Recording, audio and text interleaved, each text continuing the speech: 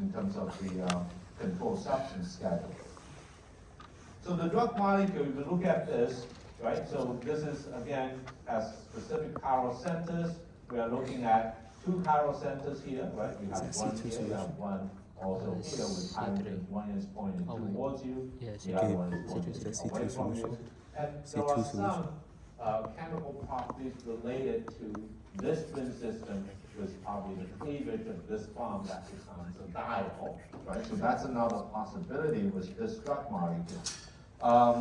But this drug has extensive first-pass metabolism by mainly hydroxylation reactions.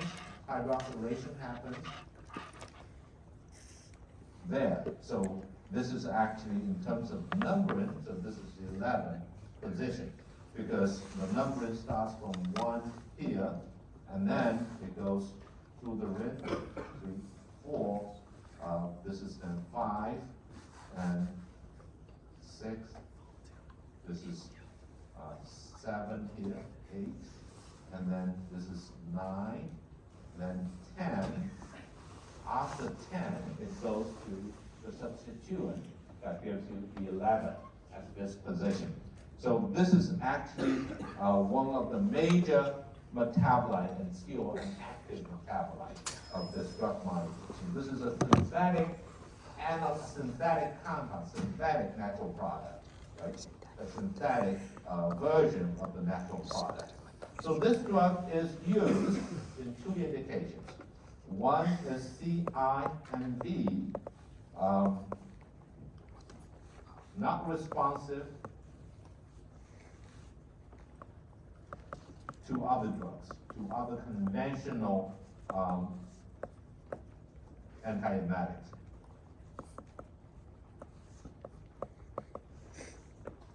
So we're talking about the ones we just talked about, the 5-HT3 receptor antagonists, and also substance P antagonists. So this is one indication. The second indication of this drug molecule is for anorexia.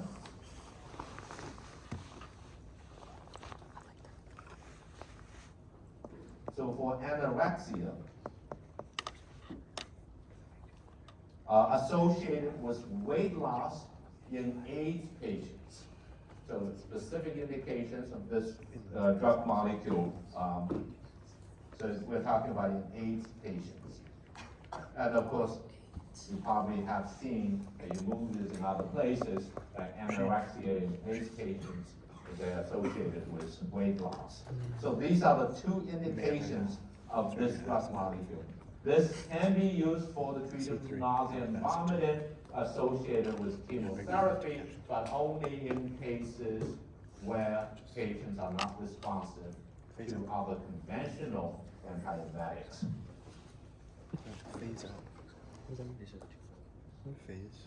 So the next drug molecule, and the last one, is a D2 antagonist, and also a mixed 5-HT3 antagonist with 5-HT4 agonist activity. Now, the first 2 properties over here, D2 antagonist, 5-HT3 antagonist, right? These antagonistic properties are associated with antiemetic properties. And then this 5-HT4 is what's unique about this particular drug molecule. Now, 5-HT4 is usually enteric. So we are looking at this drug molecule being used to stimulate motility of the upper GI tract, but this action is not associated with stimulated secretion. So this drug is used to treat GERD, diabetic, gastric stasis.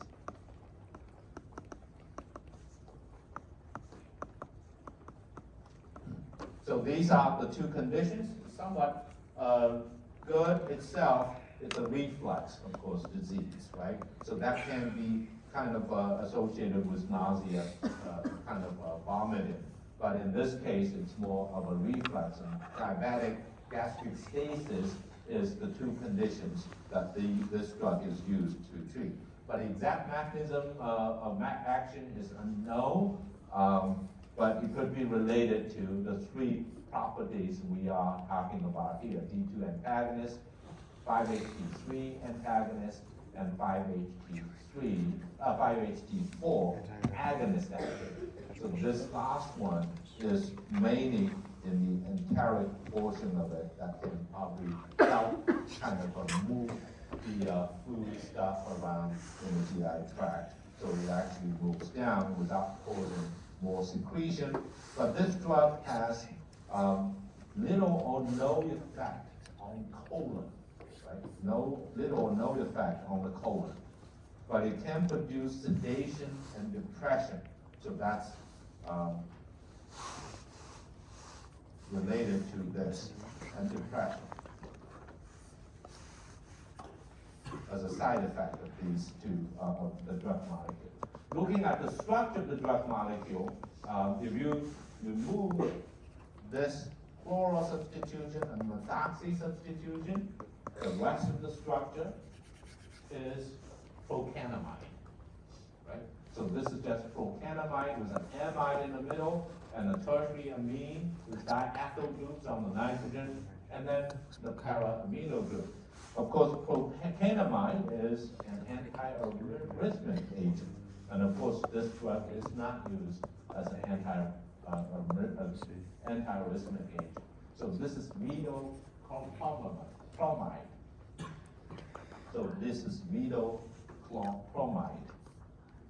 So this drug is used for GERD and diabetic gastric stasis. So that concludes everything I want to talk about in Medichem 1. So next semester, I'll be talking about CNS depressants, right? Also at the end of the semester.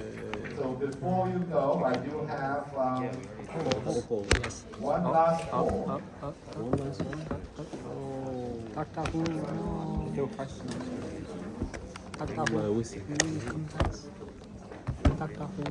Would you shut up?